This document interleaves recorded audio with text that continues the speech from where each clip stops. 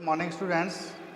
बच्चों, आज हम आपको बीएड फर्स्ट ईयर का 4th A paper language across the curriculum में meaning of language, nature of language as the linguistic principles of language के बारे में आपको बताएंगे।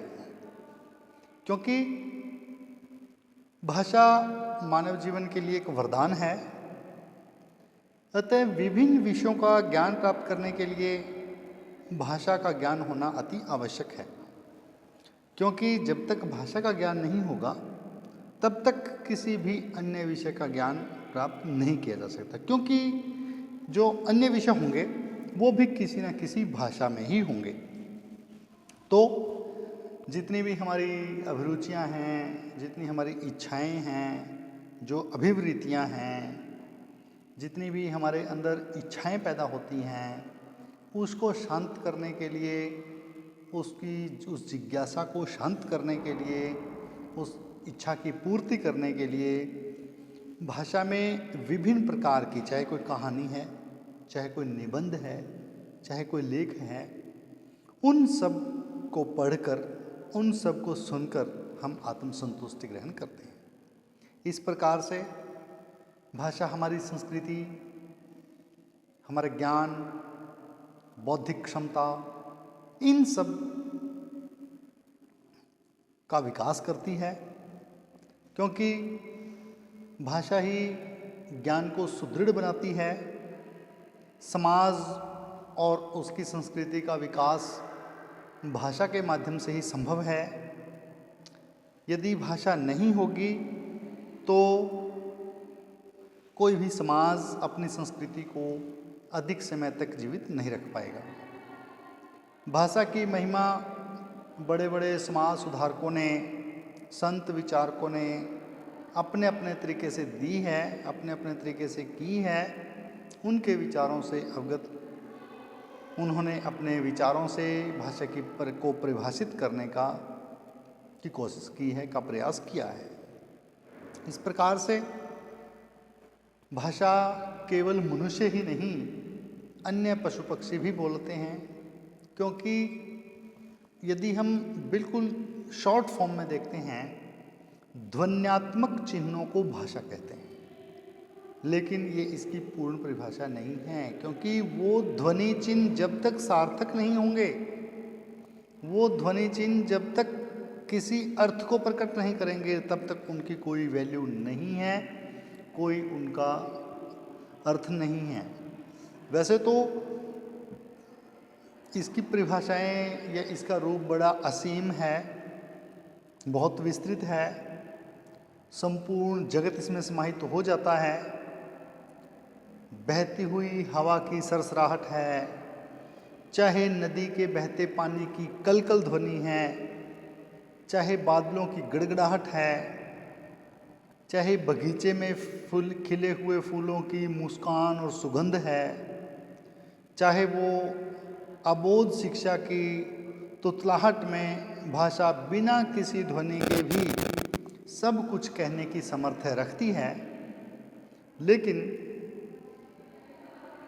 फिर भी चाहे उससे अर्थ ग्रहण किया जाए, अब बगीचे में फूल खिले हुए हैं, हर कोई ये समझ जाता है कि प्रकृति अपने पूर्ण यौवन पर है, या प्रकृति अपने जो सुगंध है वो चारों तरफ फैला रही है, प्रकृति आनंदित है। लेकिन फिर भी क्योंकि पशु पक्षियों की जो बोली है उससे भी हमारा जो हृदय है वो द्रवित होता है।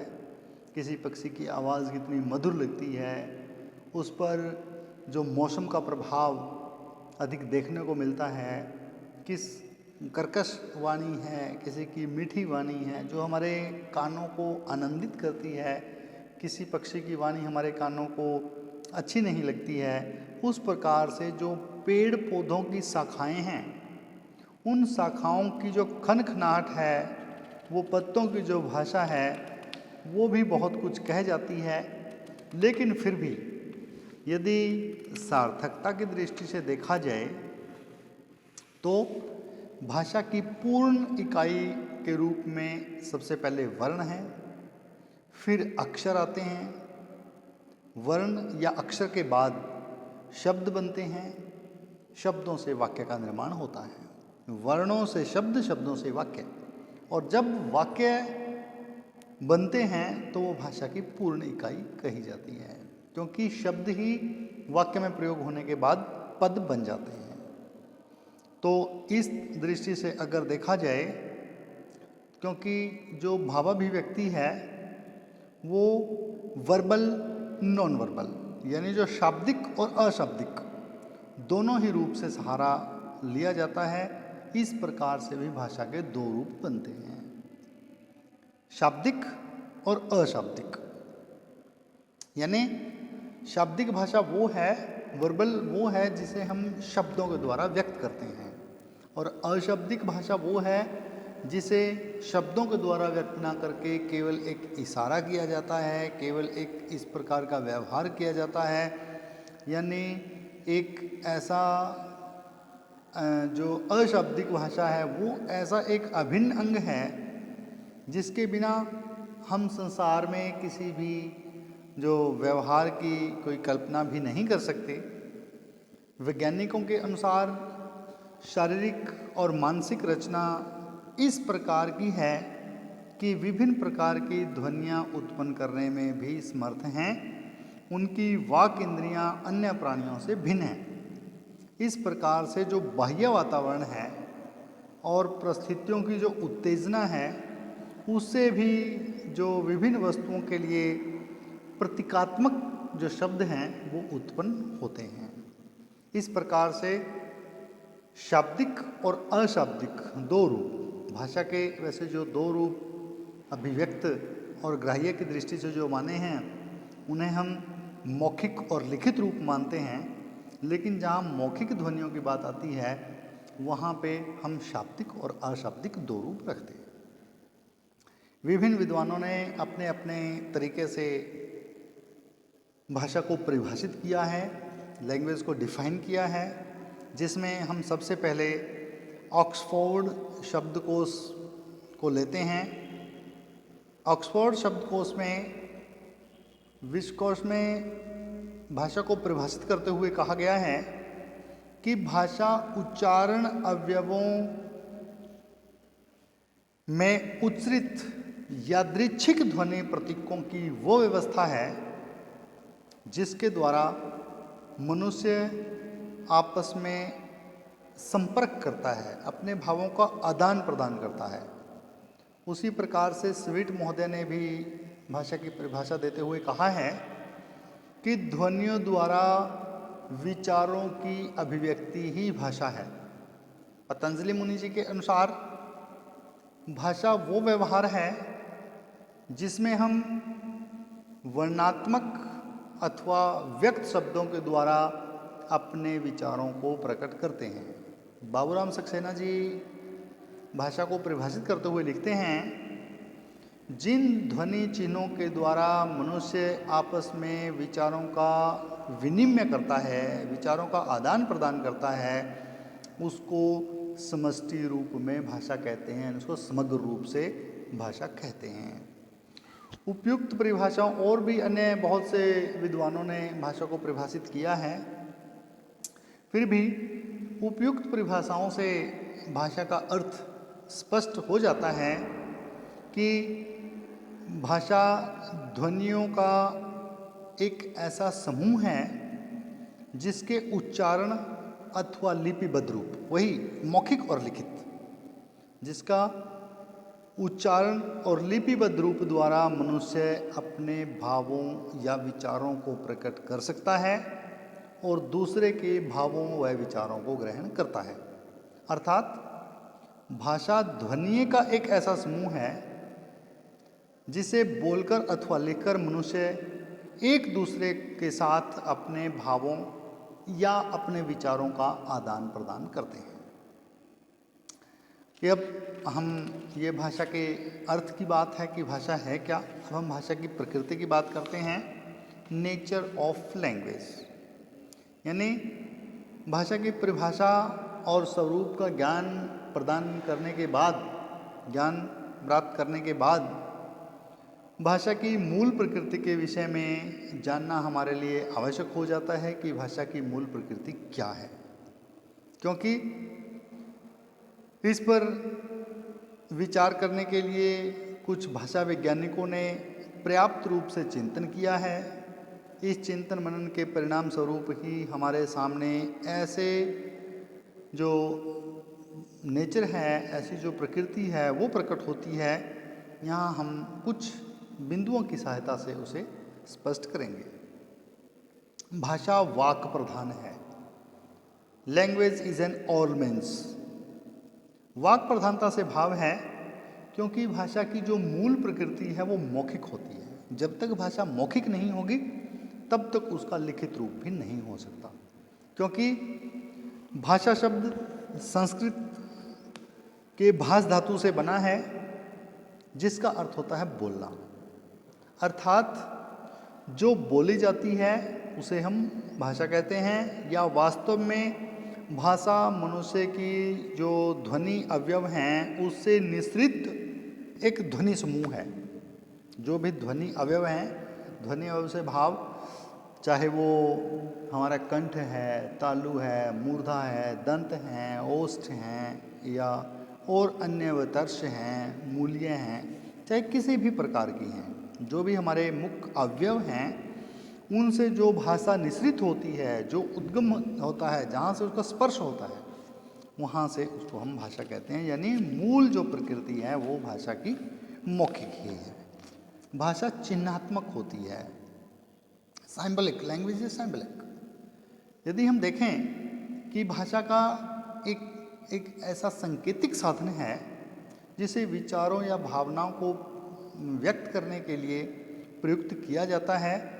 जब भाषा लिपिबद्ध रूप में प्रयोग में लाई जाती है तो उसके लिए चिन्हों का होना आवश्यक होता है, क्योंकि जब तक किसी भी भाषा के चिन्ह नहीं होंगे, जब तक उसका कोई अपना रूप नहीं होगा, तब तक वो भाषा पूर्ण रूप नहीं ले पाएगी या पूर्ण नहीं हो पाएगी।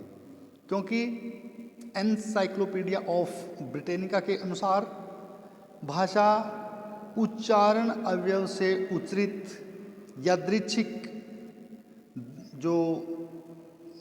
यादृच्छिक ध्वनि प्रतीक हैं जो परस्पर भावों का आदान प्रदान करने के काम आते हैं। इस प्रकार से भाषा चिन्हात्मक होती है। भाषा की प्रकृति चिन्हात्मक है। भाषा अनुकरण से सीखी जाती है, यानी अनुकरणजन्य प्रक्रिया है, क्योंकि ये imitated process. Language is a imitated process. भाषा क्या है? भाषा एक अनुकरण होता है देख देख के। किसी एक ने बोला, उसको दूसरे ने उस तरीके से बोलने का प्रयास किया, यानी वो अनुकरण है, उसका देखम देखी है। क्योंकि भाषा कोई ऐसे नहीं सीख सकता। जब तक हम भाषा को कोई बोलता नहीं सुनेंगे, जब तक हम भाषा को किसी के सामने प्रकट नहीं करेंगे, तब तक वो भाषा नहीं हो सकती। जब कोई बोलता है तभी हम सीखते हैं, क्योंकि भाषा दो तरीके, औपचारिक अनौपचारिक, दो तरीके से सीखी जाती है। अनौपचारिक भाषा वो भाषा होती है जो हम बिना प्रयास के भी सीख जाते हैं, वो अनौपचारिक रूप है। औपचारिकताएं वो हैं जहाँ पे हम विद्यालय में प्रवेश लेने के बाद प्रॉपर तरीके से बैठते हैं, रेगुलर क्लास में आते जाते हैं और किसी एक इंस्ट्रक्टर या किसी एक अध्यापक के द्वारा आपको पढ़ाया जाता है। वो भाषा का जो रूप है उसको हम एक औपचारिक रूप कह सकते हैं। यानी अनौपचारिक भाषा और औपचारिक भाषा। अनौपचारिकताएं वो हैं जहाँ पे हम कोई प्रयास नहीं करते। आम भी हम देखते हैं कि जो बच्चे स्कूल में भी नहीं गए उनको भी भाषा आती है। उनको हालांकि ये नहीं पता कि लड़की जा रही है कि वो स्त्रीलिंग में है या वो किस प्रेजेंट में है, कौन सा काल है, उसको नहीं पता, लेकिन फिर भी वो अपने वाक्य को, अपने सेंटेंसेस को पूरा करता है। इस प्रकार से ये अनुकरण से ही सीखी जाती है। भाषा जन्मजात ना होकर अर्जित संपत्ति है। यानी भाषा कोई माँ के गर्भ से सीखकर पैदा नहीं होता। वो जैसे एटमॉस्फेयर में रहता है जैसे वो परिवेश में रहता है उसी प्रकार की भाषा वो सीख लेता है। यानी ये अर्जित की जाती है, ये किसी के द्वारा सीखी जाती है, ये किसी के द्वारा सिखाई जाती है, ये स्वयं को ग्रहण करने की वस्तु है। ये किसी को कोई खैरात में, किसी को बापोती में या किसी को ऐसे अपने पूर्वजों से नहीं चली आती। ये मनुष्य को जन्म लेने के बाद स्वयं अर्जित करनी पड़ती है, स्वयं सीखनी पड़ती है। भाषा निरंतर प्रयत्नशील, निरंतर परिवर्तनशील होती है। यानी हम कह सकते हैं always changes and the dynamics of language, निरंतर बदलती रहती है। भाषा का कोई एक रूप नहीं रहता। पहले संस्कृत, फिर हम कहें कि प्राकृतिक संस्कृत, फिर पाली है, फिर प्राकृत है, फिर अपभ्रंश है, और उसके बाद जाके आज का जो नया रूप खड़ा होता है वो हमारे पास खड़ी बोली हिंदी का। इसके बीच में भी जो अवधि हैं, अवहट हैं, ये रूप आए। यानी ये निरंतर अपने रूप बदलती रहती है। इसमें से कुछ जो शब्द हैं वो छूटते रहते हैं, कुछ जो शब्द हैं वो नया निर्मित होते रहते हैं, नए शब्दों का निर्माण होता रहता है। भाषा की अपनी एक लिपि होती है, क्योंकि जब तक भाषा का लिखित रूप नहीं होगा तब तक वो भाषा साहित्यिक भाषा का रूप नहीं ले पाएगी, साहित्यिक भाषा नहीं बन पाएगी। तो साहित्यिक भाषा बनने के लिए उसे लिपिबद्ध होना ही होगा। लिपि चिन्ह वो चिन्ह होते हैं जिससे हम बोली गई ध्वनियों को लिखित रूप प्रदान करते हैं। जैसे जो हिंदी में वर्णमाला है, जो अंग्रेजी में अल्फ़ाबेट हैं, वो सब किसी अंग्रेजी भाषा या हिंदी भाषा उनको लिपिबद्ध करने के लिए जो ध्वनियाँ होती हैं उस ध्वनियों के अनुसार ही उन चिन्हों का निर्माण किया जाता है। और वो चिन्ह सर्वमान्य होते हैं। वो चिन्ह किसी भी भाषा को सीखने के लिए, किसी भाषा को लिखने के लिए, किसी भाषा को स्थायी रूप प्रदान करने के लिए आवश्यक है। यानी भाषा वही होगी जिसके अपने लिपि चिन्ह होंगे। भाषा में विविधता होती है, यानी डाइवर्सिटी होती है लैंग्वेज में। लैंग्वेज कोई भी जन्मजात नहीं, बल्कि ये सीखी जाती है। और सीखने की जो प्रक्रिया है इसमें विभिन्नता उत्पन्न करती है। व्यक्तिगत विभिन्नता के कारण दो व्यक्तियों के सीखने का जो माध्यम है, साधन है, वातावरण है, वो भिन्न है, तो उनकी भाषा भी निश्चित रूप से भिन्न ही होगी। उनकी भाषा में भिन्नता आ जाएगी। यानी शारीरिक विभिन्नता, भौगोलिक विभिन्नता, जातीय विभिन्नता और परिवेशात्मक विभिन्नता इत्यादि विभिन्नताओं के कारण भी भाषा में विभिन्नता आना अनिवार्य है। ये हो जाता है, भाषा में डाइवर्सिटी आती ही आती है। भाषा प्रयोगोपेक्षी है, यानी ये एस्पेक्ट ऑफ यूजेस, भाषा में जो प्रयोग होते रहते हैं, जब तक भाषा में प्रयोग नहीं होंगे, क्योंकि जिस भाषा का जितना अधिक प्रयोग होगा उस भाषा का उतना ही अधिक विस्तार भी होगा। क्योंकि जिस भाषा का प्रयोग कम होता है वो दिनों दिन यानी अपने सीमित समय की ओर बढ़ती रहती है, वो लुप्त होती जाती है। क्योंकि हम फिर बाद में उसको मृत भाषा का नाम भी दे देते हैं। निरंतर प्रयोग में आने वाली भाषा ही समृद्ध होती है, उसका साहित्य ही समृद्ध होता है। भाषा जटिलता से सहजता की ओर जाती है। भाषा की अपनी एक भौगोलिक सीमा होती है। भाषा सभ्यता को उजागर करती है। भाषा वो है जिसमें हम ये समझें कि हमारी संस्कृति कैसे सुरक्षित है, हमारी सभ्यता कैसे जीवित रहेगी, हम कितना कर पाएंगे। सभ्यता और संस्कृति बिना भाषा के जीवित नहीं रह सकती, क्योंकि जितनी भी प्रवृत्तियाँ, जितनी भी विशेषताएं एक भाषा से संस्कृति में ट्रांसफ़र होती हैं, क्योंकि भाषा के माध्यम से ही एक संस्कृति की छाप दूसरी संस्कृति पर पड़ती है। भाषाएं बदलती रहती हैं, रूप परिवर्तित करती रहती हैं, संस्कृतियों का एक दूसरे पर प्रभाव पड़ता रहता है। इस प्रकार से बच्चों जो भाषा की प्रकृति है उसके सभी पॉइंट्स मैं एक बार फिर से रिपीट कर देता हूँ। भाषा चिन्हात्मक होती है, भाषा में वाक् प्रधानता होती है, भाषा अनुकरणजन्य होती है, भाषा कोई जन्मजात नहीं बल्कि भाषा एक अर्जित संपत्ति है, भाषा परिवर्तनशील है, भाषा में विविधता होती है, भाषा का अपना एक लिपि चिन्ह या लिपि रूप होता है, भाषा प्रयोगोपेक्षी होती है, भाषा जटिलता से सहजता की ओर विकसित होती है, एक भौगोलिक सीमा होती है और भाषा अपनी सभ्यता और संस्कृति को उजागर करती है। ठीक है बच्चों, आज हमने meaning and nature of language के बारे में किया। कल हम भाषा के भाषाई सिद्धांत यानी लिंग्विस्टिक प्रिंसिपल्स ऑफ लैंग्वेज के बारे में बात करेंगे। आज के लिए इतना ही, धन्यवाद।